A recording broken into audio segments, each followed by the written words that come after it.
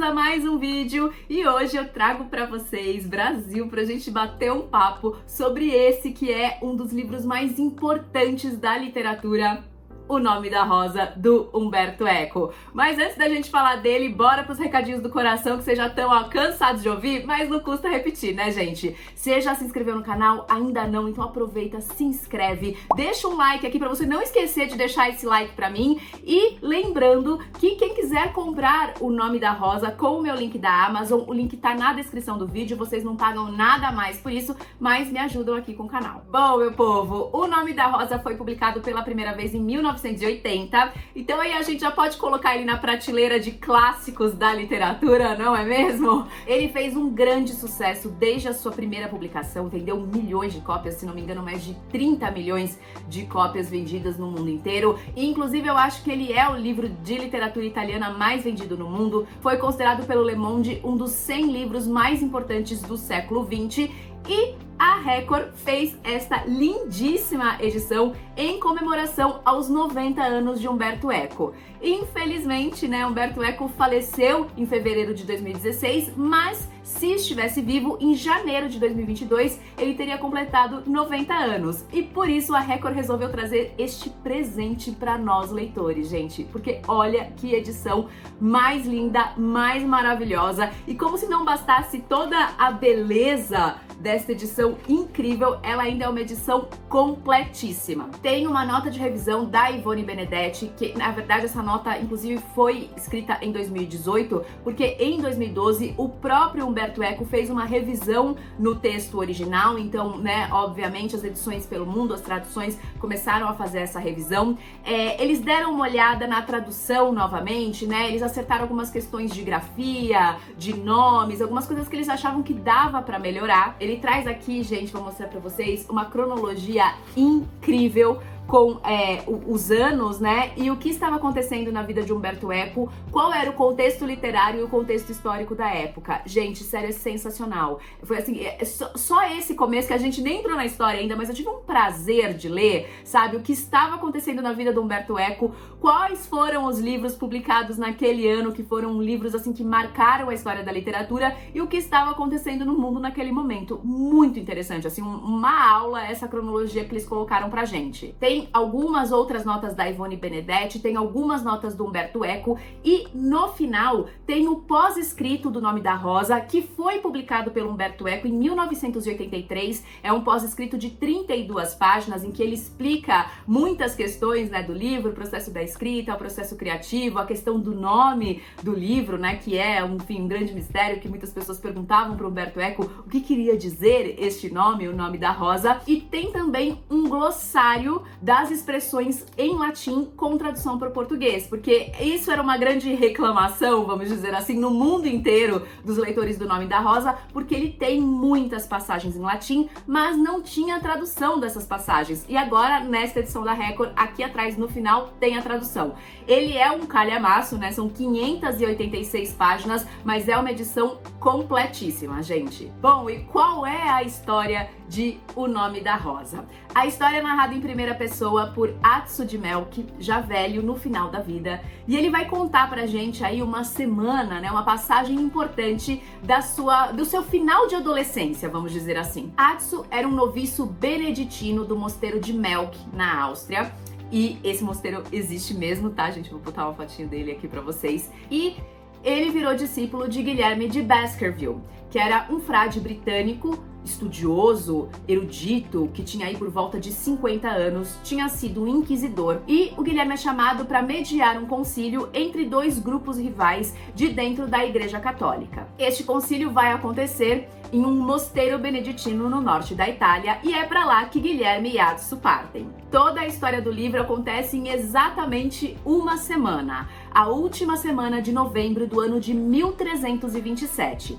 E o Guilherme e o Adson chegam, né, à abadia, chegam a esse mosteiro alguns dias antes do concílio, e logo que eles chegam, eles recebem a notícia de que um monge havia sido assassinado. O abade do mosteiro, que sabia do talento de Guilherme de Baskerville para fazer grandes investigações, né, enfim, ele tinha sido inquisidor, era um homem que sabia pesquisar, sabia ir atrás de provas, o convida para que ele investigue esse assassinato. O que eles não esperavam é que outros assassinatos começam a acontecer dentro da abadia.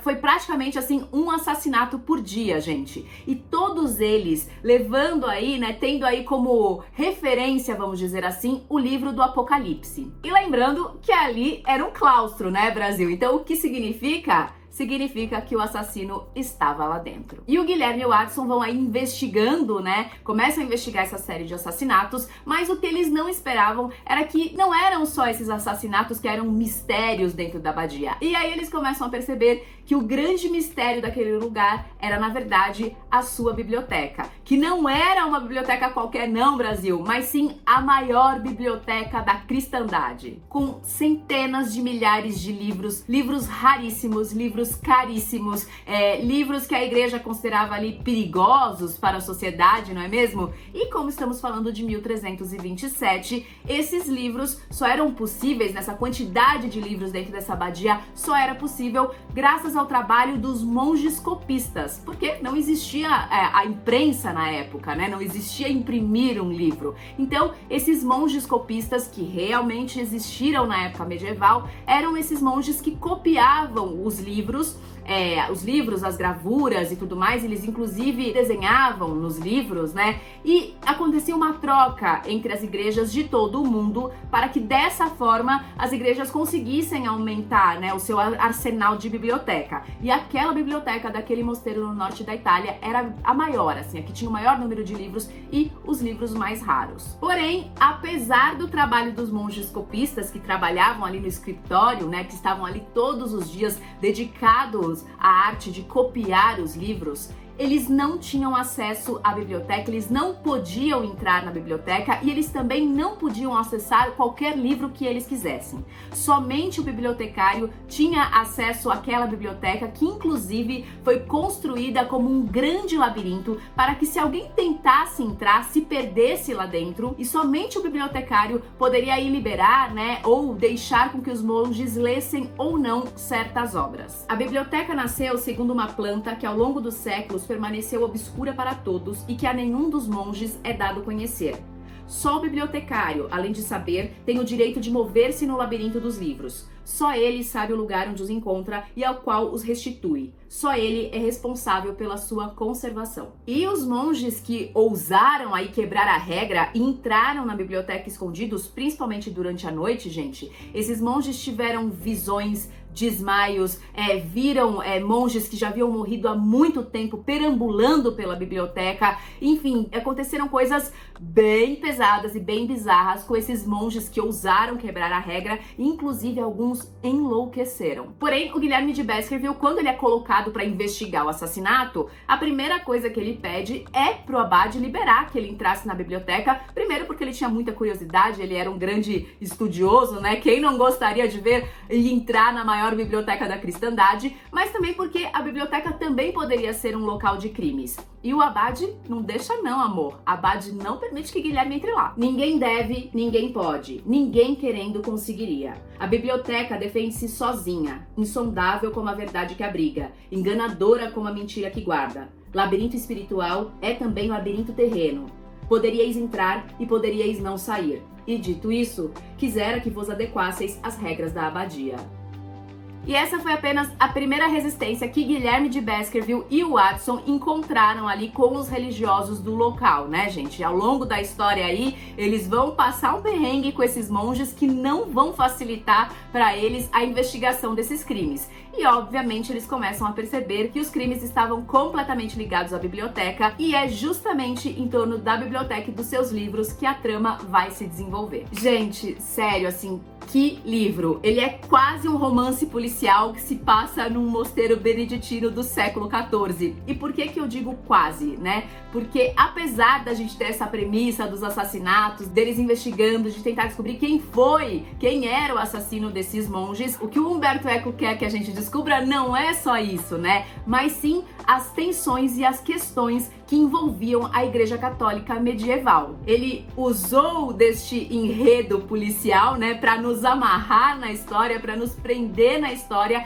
e ao mesmo tempo contar pra gente todas as atrocidades que aquela igreja cometia, né, as heresias, as inquisições. E com isso, né, a gente vai tendo aí os assassinatos, que são o fio condutor dessa trama, ao mesmo tempo que temos uma série de discussões filosóficas e teológicas extremamente interessantes. Gente, é um livro riquíssimo, que mistura filosofia, teologia, tudo assim, história. É um livro que ele traz tanto conhecimento pra gente, mas tanto conhecimento, tudo isso, óbvio, com temperinho do romance policial. A questão mesmo, né, do próprio concílio que o Guilherme é chamado aí pra mediar, né, entre essas duas vertentes que estavam brigando bastante na época na Igreja Católica, que eram os franciscanos, que defendiam que a igreja e os sacerdotes deveriam levar uma vida de pobreza, pois foi assim que Cristo viveu.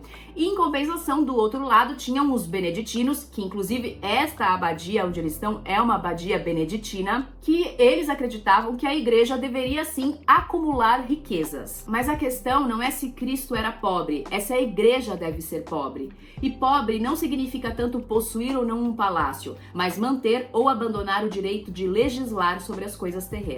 É maravilhoso, assim, a parte que eles começam a discutir sobre a heresia e o que era, como uma pessoa poderia ser considerada uma herege, gente. E é uma passagem que é completamente atual. Prestem atenção. Isso os poderosos sempre souberam. Reconhecer os excluídos para estes queria dizer reduzir seus próprios privilégios. Por isso, os excluídos que tomavam consciência de sua exclusão deveriam ser taxados de hereges, qualquer que fosse sua doutrina. E estes, enraivecidos pela exclusão, não estavam interessados em doutrina alguma.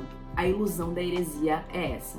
E o Guilherme, que já era um homem de 50 anos, muito experiente, já tinha sido inquisidor, já conhecia muito das fraquezas, da podridão, do lado bom, do lado mal dos seres humanos, ele já estava ali meio sabendo o que ele poderia esperar. Mas para o Watson, que era um noviço, né, que ainda tinha uma visão muito romantizada, principalmente dessa sociedade, desses homens que se dedicavam à fé de Deus, ele começa assim a ficar completamente estarrecido quando ele descobre que esses homens, que esses monges, né, esses homens de fé, eram seres humanos falhos como quaisquer outros. Que eles sentiam inveja, ódio, raiva, eram avarentos e se entregavam sim à promiscuidade e à luxúria. E que faz o Watson começar a pensar, e consequentemente nós leitores, como este ambiente completamente fechado e controlado traziam graves consequências não só para as pessoas que ali viviam, mas para a sociedade como um todo, né? Porque eles também deixam bem claro como que aquela abadia controlava as comunidades locais e como elas sofriam os danos, as consequências daquele claustro. Se a gente for pensar, né, essa restrição à biblioteca, né, a restrição ao conhecimento, é você proibir que essa sociedade se desenvolva da forma como ela deveria se desenvolver, né? A partir do momento que você cessa o conhecimento da população, você está cessando a capacidade dessas pessoas começarem a pensar por elas mesmas e, consequentemente, essa sociedade se desenvolver de uma forma melhor e mais independente. O conhecimento era visto e é visto ainda, se a gente for pensar em governos bem opressores, né, governos bem ditatoriais, o conhecimento é visto como algo perigoso e que, portanto, ele deve ser restrito a uma parcela muito pequena de pessoas. E na época medieval, essa ideia de difundir que livros e bibliotecas eram lugares perigosos serviu para que a igreja realmente controlasse a população, principalmente aquela parcela da população que tinha acesso nenhum ou pouquíssimo conhecimento, o que era, na verdade, a grande parte da população, né? Então, era, assim, uma forma de controle, era uma forma da igreja exercer o seu poder diante da população. Tudo o que deveria ser ensinado para o povo passava pelo crivo e pela aprovação da igreja, ou seja, as pessoas só aprendiam aquilo que a igreja quisesse. E é muito legal, assim, gente, a gente observar, né, que tem diversos personagens muito incríveis, completamente bem escritos, mas é maravilhoso a gente acompanhar acompanhar a diferença do Guilherme de Baskerville para os outros monges, né? O Guilherme representa um novo pensamento dentro daquela sociedade opressora. A história se passa ali bem nesse momento de transição, né? Entre o pensamento medieval e o raciocínio renascentista. E o Guilherme representa essa transição. Então, ele não tá ali só para investigar os crimes, mas ele também é um grande crítico do sistema e das estruturas eclesiásticas. Ele é extremamente perspicaz, ele é um defensor do pensar por si próprio e ele estimula muito para que o Atsu também seja desse jeito, né? Que ele também pense por ele, que ele consiga aí pensar fora da casinha, né? Então o Guilherme é essa representação, esse novo homem, esse novo pensamento, essas novas ideias, um homem mais voltado para o pensamento lógico, enquanto os outros monges representam o atraso do pensamento medieval que tinha aí como característica estimular o medo nos fiéis, como também uma forma de controlá-los. E é assim, né, gente? A gente adora falar, pensamento medieval, para falar uma coisa muito antiga, mas lendo O Nome da Rosa, a gente vê que a gente tem aí uns pensamentos, umas questões na nossa sociedade que não estão nem um pouco longe dos pensamentos medievais, né? Principalmente quando a gente pensa na questão da religião, né? O fundamentalismo, o fanatismo religioso são coisas completamente atuais. Tem muitas questões aqui que você podia falar, bom, tá falando em 2022 mesmo. E no pós-escrito, Umberto Eco coloca isso aqui pra gente, ó. Inútil dizer que todos os problemas da Europa moderna, da maneira como sentimos hoje, se formam na Idade Média. Da democracia comunal à economia bancária, das monarquias nacionais às cidades, das novas tecnologias às revoltas dos pobres. A Idade Média é a nossa infância e é preciso voltar sempre a ela para fazer nossa anamnese. E dentre as várias passagens que me marcaram, tem uma que me chamou uma atenção especial, óbvio por ser mulher, né? Que eles estão falando ali de uma mulher, uma questão que eles estão falando, e aí um dos inquisidores pergunta, né? Ele fala assim, bom, aquela mulher, se ela é uma mulher bonita, se ela te atrai, é porque ela é uma bruxa. Ela faz com que você sinta atração por ela. E aí a gente fala, nossa, que coisa horrível, que pensamento tão medieval, né? Pois é, Brasil, mas nas últimas semanas, tanto aqui no Brasil como no mundo, né, a gente acompanhou aí muitas questões sobre estupro, aborto, adoção, entre outras coisas da vida das mulheres.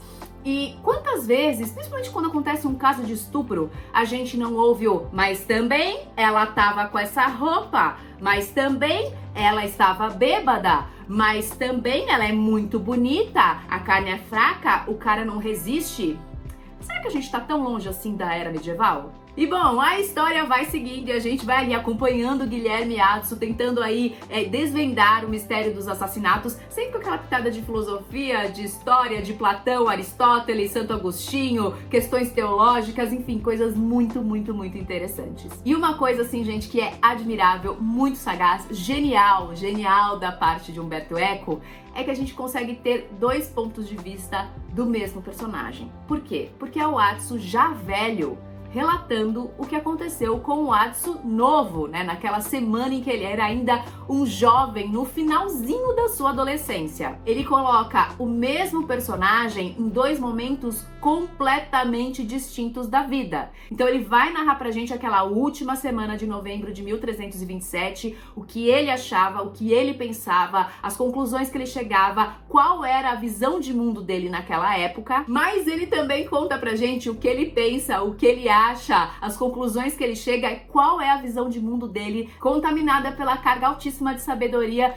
que este já idoso acumulou durante a vida. E é simplesmente genial. Outra coisa que eu amei, gente, é que, bom, a história se passa em uma semana, então ele é dividido em 7 partes, né? Cada uma delas aí representando um dia da semana. E essas partes, esses dias, eles são divididos nas horas litúrgicas, que eram como as horas eram divididas dentro dos mosteiros medievais. Matinas, laudes, primas, sexta, terça, nona, vésperas e completas. E, gente, eu nunca tinha lido O Nome da Rosa, mas assim, eu me encantei encantei. Eu não acho, assim, ele um livro tão fácil de ler, tá? Eu acho que ele é um livro aí que exige um pouco de paciência. Você precisa aí se dedicar a ler O Nome da Rosa, mas realmente, assim, eu fiquei encantada com o que eu li aqui. Não à toa, é realmente uma grande obra da literatura. E apesar das muitas passagens em latim e mesmo dos embates teológicos que são ali muito densos, né, tal, toda aquela discussão,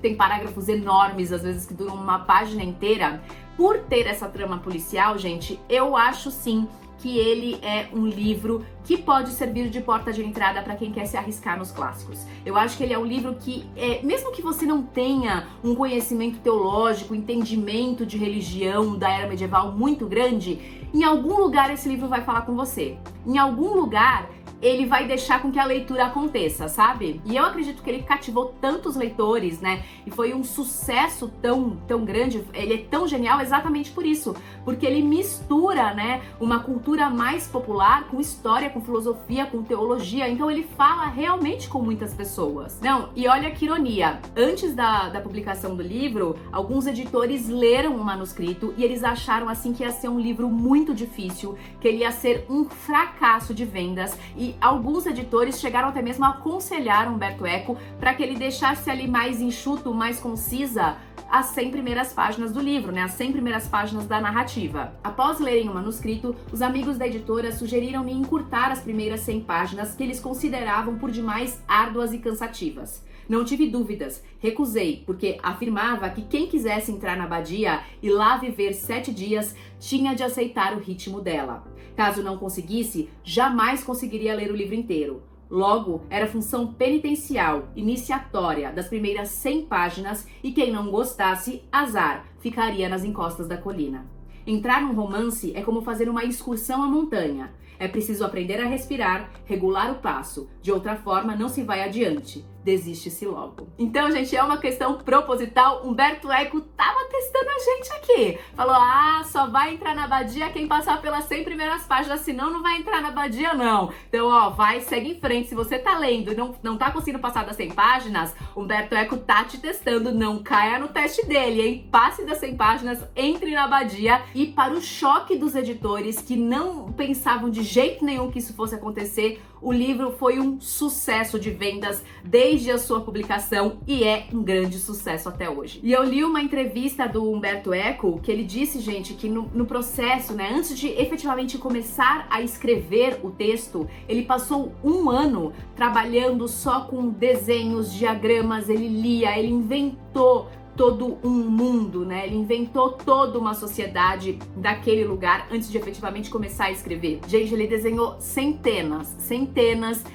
de plantas, né? Tanto da abadia, principalmente da biblioteca. Ele desenhou vários labirintos para entender melhor como poderia ser essa biblioteca, sempre obviamente baseado em lugares, mosteiros, bibliotecas, enfim, que ele visitou, porque olha o preciosismo desse homem, gente. Ele queria saber exatamente quanto tempo um diálogo duraria. Se as pessoas estavam indo de um lugar para o outro dentro daquela abadia, quanto tempo aquele diálogo poderia durar? Porque a duração do trajeto significaria a duração do diálogo. E um detalhe, diálogos que ele nem sequer tinha começado a escrever. E com certeza foi esse preciosismo de Umberto Eco que fez colocar aqui, o mapa da abadia, gente. A gente sabe exatamente onde ficam as coisas aqui, aqui fica a biblioteca, a gente sabe se guiar dentro desse lugar. Eu acho que ele fez isso exatamente para que nós, leitores, tivéssemos a experiência, né? Pudéssemos usufruir dessa precisão que ele quis colocar pra gente, da gente saber exatamente se mover dentro do mosteiro, onde ficava cada coisa, pra onde eles estavam indo, né? Como que essas movimentações aconteciam, o que é simplesmente genial. E ele tem uma característica que eu amo, que eu adoro, porque ele é extremamente descritivo, gente. Eu amo livros que descrevem tudo, assim. E O Nome da Rosa não é diferente. Quando o Addison chega na abadia, gente, ele vai falando pra gente, assim, descrevendo, né? Ele nunca tinha estado numa abadia tão bela, que era um lugar maravilhoso. Ele descreve a igreja, gente. A igreja é uma coisa, assim, fantástica. Só a parte do altar eu li umas 3 vezes. Porque é tanto detalhe, ele descreve aquele altar de uma forma tão minuciosa que é magnífico. Eu li 3 vezes, porque não tem como a gente escapar de não imaginar aquela magnitude daquele altar na nossa cabeça. Sério, é realmente genial. E uma das partes também que eu mais gostei é quase no final do livro, que ele começa a descrever as relíquias, né, que tinha na abadia. Então tinha, por exemplo, a espinha da coroa de Cristo, um pedaço da manjedoura de Belém, um pedacinho do tecido da toalha que foi usada na última ceia, o anel de noivado de São José, o cajado do Moisés, uma renda do vestido da Virgem Maria. E ele faz isso, gente, de uma forma tão magnífica, tão incrível, tão precisa, que por várias vezes eu me peguei pensando, eu falei, gente, mas não é possível, mas será que esse lugar não existiu mesmo? Será que essas relíquias não estavam nesta abadia no norte da Itália, no século XIV? Gente, eu acredito no que ele escreveu, porque é muito cativante, é muito envolvente. E obviamente que para além do talento como um grande escritor, um contador de histórias, né, Umberto Eco, professor, pesquisador, ele já tinha pesquisa de mais de 30 anos, né, sobre a era medieval, então ele sabia muito bem do que ele estava falando, ele sabia muito bem do que ele estava escrevendo. Eu acho que é por isso também que o livro é tão magnífico e ele demorou aí 2 anos para ficar pronto. Bom, agora eu cheguei no momento spoiler, porque eu não tinha como fazer esse vídeo sem falar aqui do momento spoiler. Se você não quer ter nenhum spoiler sobre o final dessa história, pula para esta minutagem que eu vou colocar aqui embaixo, não me abandona, não sai do vídeo, só dá a pulada pra tu não tomar um spoiler.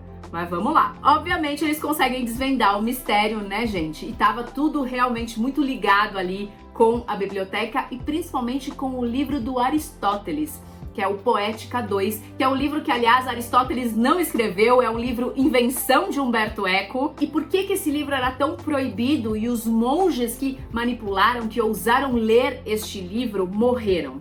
Porque ele é um livro que exaltava o riso. E a igreja, e principalmente o monge responsável pela biblioteca, eles tinham um verdadeiro horror ao riso, já que era através do riso que o homem deixaria de temer a Deus. E se o homem não temesse a Deus, a igreja deixaria de controlar o povo. E, gente, apesar de eu ter visto o filme algumas vezes, eu não me lembrava que a abadia pegava fogo. Eu não tinha isso na minha cabeça. Eu lembrava de várias questões, assim, do livro, tanto que eu falei, cara, vai ser a leitura com spoiler, né? Porque eu já sei a história. Mas eu não lembrava que a abadia pegava fogo, gente. Essa abadia que queimou durante 3 dias e 3 noites. E que, sério, a descrição, gente, quando essa abadia pega fogo, meu Deus do céu, minha Nossa Senhora, é tão lindo, é tão incrível, é tão maravilhoso aquilo tudo, que parecia que eu tava lá vendo aquilo pegando fogo, gente. É uma coisa assim, é extasiante. Não há quem não saiba quantas esplêndidas catedrais tinham sido vulneráveis à ação do fogo. Porque a casa de Deus parece bela e bem defendida como a Jerusalém Celeste por causa da pedra que ostenta. Mas as paredes e as abóbadas se sustentam sobre uma frágil, ainda que admirável arquitetura de madeira. E se a igreja de pedra recorda as florestas mais veneráveis por suas colunas altas que se ramificam nas abóbadas, ousadas como carvalhos, de carvalho é frequentemente seu corpo. Assim como de madeira também são a mobília, os altares, os coros, os painéis pintados, os bancos, os tronos, os candelabros. Gente, essa passagem me emocionou muito, porque obviamente quando eu li, remeti imediatamente ao fogo da Catedral de Notre-Dame de Paris, que é um lugar que eu tenho uma ligação muito especial. E eu senti uma tristeza tão grande vendo a Notre-Dame pegar fogo.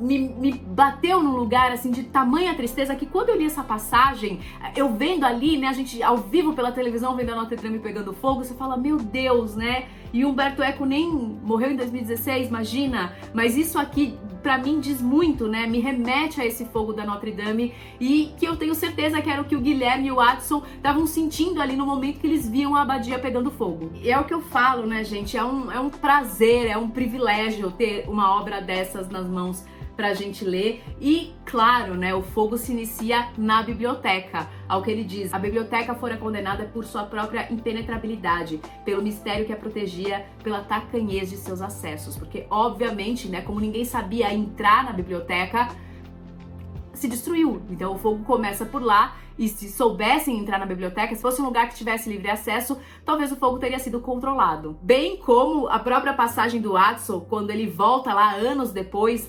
mais velho, e ele anda pelas ruínas da abadia, né? Ele encontra pedaços de pergaminhos. Gente, aquilo é maravilhoso demais, é muito magnífico. É realmente uma grande, grande obra. Pronto, Brasil, acabou o momento spoiler, mas eu só vou falar pra vocês que é um livro apaixonante, ele consegue ser leve, ele consegue ser denso, ele traz coisas populares, ele traz história, ele traz filosofia, ele traz teologia, é uma grande mistura de muita sabedoria. Joga aí na nossa cara como o poder é usado para manipular e controlar a população. Em sua maior parte, ele é sim uma crítica à intolerância. Eu acho que é muito disso que o Umberto Eco tá falando, sobre intolerâncias, e ao mesmo tempo é uma grande e bela homenagem à literatura e aos livros. E como eu disse já algumas vezes, o pós-escrito que vem aqui no final do livro foi escrito pelo Umberto Eco em 1983, onde ele explica aí algumas questões, né? As pessoas tinham muita curiosidade para saber processo de escrita, o nome do livro, enfim, e ele vai explicar algumas coisas pra gente. E um dos grandes mistérios do livro é exatamente a última frase dele, que está em latim. Não falo latim, então eu vou tentar falar aqui da maneira mais simples possível, que é: está fazendo frio no escritório, dói-me o polegar, deixo essa escrita, não sei para quem, não sei mais sobre o que. Stat rosa pristina nomine, nomina nuda tenemos. É mais ou menos isso a frase em latim. Que ela quer dizer, gente, aqui muito rasamente, tá? Procurei na internet e tudo mais, então muito basicamente, essa frase significa o seguinte: da rosa original temos apenas o nome, ficamos apenas com os nomes vazios. Ao que o Umberto Eco explica pra gente no pós-escrito o seguinte: um escritor não deve oferecer interpretações de sua própria obra, caso contrário não teria escrito um romance, que é uma máquina de gerar interpretações. Um dos principais obstáculos à realização desse virtuoso propósito é justamente o fato de que o romance deve ter um título.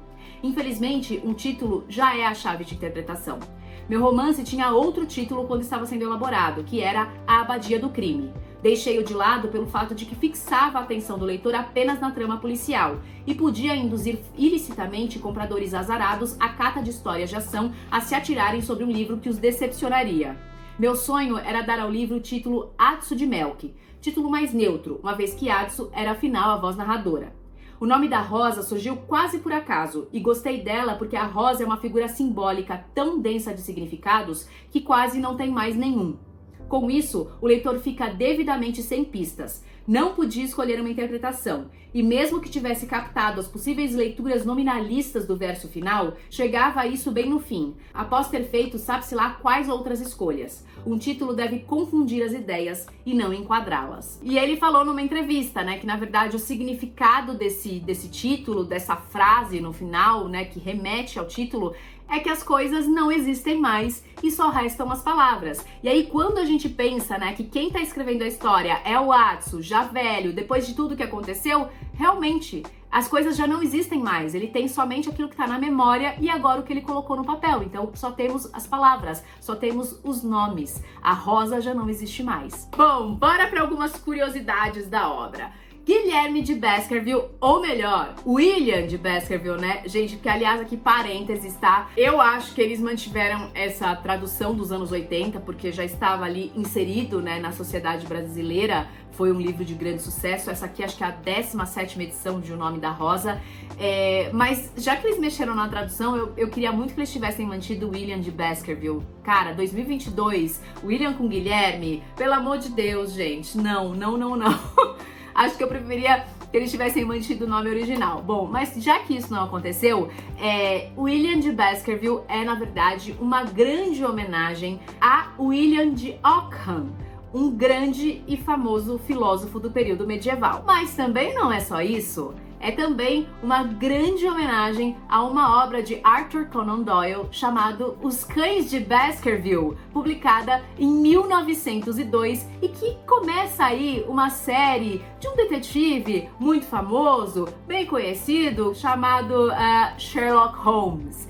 Sim, Guilherme de Baskerville tem muito de Sherlock Holmes em suas características, a forma como ele desvenda os crimes, a forma como ele é perspicaz, como ele é ali, ó, vai na parte mais elementar das coisas. E como se não bastasse, se a gente for ver aí, elementar, meu caro Watson, quem é mesmo discípulo do Guilherme de Baskerville? Atsu. Watson, Atsu. Tem aí, ó. Tem uma semelhança aí. E além, é claro, de que quem escreve, quem narra as aventuras de Sherlock Holmes é o Watson, assim como aqui, quem narra as aventuras de Guilherme de Baskerville é o Watson. É uma história cheia de homenagens e referências, gente, e uma delas é que Umberto Eco era um grande fã do escritor argentino Jorge Luis Borges, e com certeza a biblioteca desta abadia aqui é uma homenagem, é uma referência ao conto A Biblioteca de Babel, do escritor argentino, que era uma biblioteca aí que abrigava todas as publicações do planeta. Mas a homenagem não para só aí, não. O guardião da biblioteca de O Nome da Rosa era o monge Jorge de Burgos, que, assim como Jorge Luis Borges, também ficou cego e também perdeu a visão no final da vida. Além, é claro, mais uma informação, que o Jorge Luis Borges dirigiu durante alguns anos a Biblioteca Nacional da Argentina. Como eu já disse aqui algumas vezes, o livro foi um grandíssimo sucesso desde a primeira edição, mas teve também uma outra questão aí para tornar esse livro ainda mais popular e ainda mais conhecido,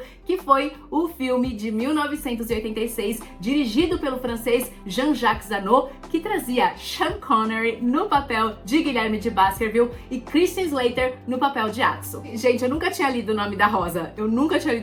Mas eu vi o filme algumas vezes, principalmente quando eu tava ali no começo da adolescência, na escola. Todo ano eles passavam O Nome da Rosa. E aí, pra mim, Brasil, foi impossível ler este livro sem pensar em Guilherme de Baskerville com a cara do Sean Connery. E assim, pra mim, as características aqui, o que ele escreve, gente, é Sean Connery mesmo. Era ele mesmo. Tá aí, serviu super pro papel. Foi um filme que me marcou bastante. Eu tenho várias imagens dele assim na minha cabeça. Within these walls, men come to seek God. He has come to seek a killer. We found the body horribly mutilated. Apesar de que dizem que o Umberto Eco não gostou muito, não. Ele falou que o filme ficou sem camadas, que o filme ali ficou mais focado realmente só na investigação, mas ele foi um filme que fez muito sucesso, né? Ele demorou 5 anos para ser produzido, ele faturou 77 milhões de reais nas bilheterias, foi aí um blockbuster, né? E foi premiadíssimo, ele ganhou mais de 17 prêmios, entre eles o César, né, que é o prêmio do cinema francês de melhor filme, e o BAFTA de melhor ator pro Sean Connery e também de melhor maquiagem. Bom, Umberto Eco pode não ter gostado do filme? Pode não ter gostado, mas a gente tem memória emotiva com ele, e se você quiser assistir O Nome da Rosa, ele tá disponível na HBO Max. E vocês sabiam que tem uma série do Nome da Rosa, gente? Pois é, meu povo, pois é! Ela foi lançada o ano passado nos Estados Unidos e na Europa e chegou esse ano aqui no Brasil. Ela tá disponível na plataforma da Stars Play. No one commits murder without a reason, however perverse. The series of crimes follow the sequence of the apocalypse. You could be the next victim. Beware. É uma série de 8 episódios, dirigido pelo italiano Giacomo Battiato. Ela foi produzida por John Turturro, que também dá vida a Guilherme de Baskerville. Ela foi filmada na Itália com um orçamento aí de mais de 30 milhões de dólares. E além de Turturro, a série traz também o alemão Damian Hardung no papel de Atso de Melk. E Umberto Eco nasceu em Alexandria, na Itália, em 5 de janeiro de 1932. Se formou em filosofia em 1954 pela Universidade de Turim. Foi um grande estudioso não só de filosofia, mas de história, de semiótica, da literatura e das artes em geral. Em 1975, ele passou a dar aulas na Universidade da Bolonha, fundou o Departamento de Comunicação da Universidade de San Marino, foi professor em Harvard, na Yale, na Columbia, na Universidade de Toronto e no Collège de France. O Nome da Rosa, publicado em 1980, foi o seu primeiro romance, mas antes disso ele já havia publicado outros livros e outros ensaios, e além de escritor, filósofo, professor, ele também foi semiólogo, linguista e o responsável pelo Departamento de Cultura da emissora de televisão RAI. Além, é claro, de sempre colaborar com diversos veículos da imprensa. E, infelizmente, Umberto Eco nos deixou em decorrência de um câncer no dia 19 de fevereiro de 2016. E bom, a gente não precisa nem falar o quanto esse homem era um grande apaixonado por livros, né? Ele era um verdadeiro bibliófilo. E dizem que a biblioteca dele tinha aí mais ou menos entre 30 e 50 mil exemplares, Brasil. Sério, é a biblioteca dos meus sonhos. Quero muito. Minha meta da vida é ter uma biblioteca como tinha Umberto Eco, e é realmente uma coisa assim Uau, fascinante! Bom, é isso, meu povo. Eu espero que vocês tenham gostado. Quem aí já leu, me conte tudo que você achou. Foi fácil? Você passou das 100 primeiras páginas? Quem já viu o filme? Me deixa um like, pelo amor de Deus, para esse vídeo chegar a mais pessoas. E não esquece, ó, que tem o link da compra da Amazon na descrição do vídeo. Vocês não pagam nada mais por isso, mas me ajudam aqui a continuar com o canal. É isso, Brasil. Muito obrigada, um beijo e até o próximo livro.